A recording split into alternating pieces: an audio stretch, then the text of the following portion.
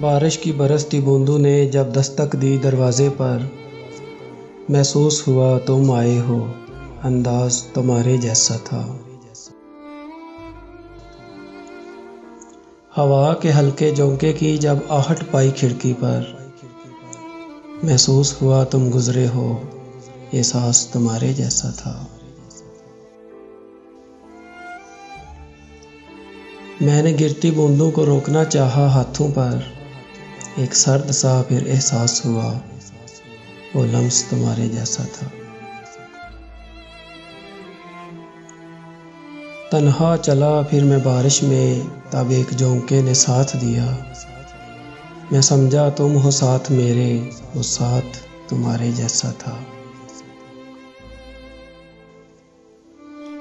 پھر رک گئی وہ بارش بھی، رہی نہ باقی آہٹ بھی، میں سمجھا مجھے تم چھوڑ گئے، انداز تمہارے جیسا تھا۔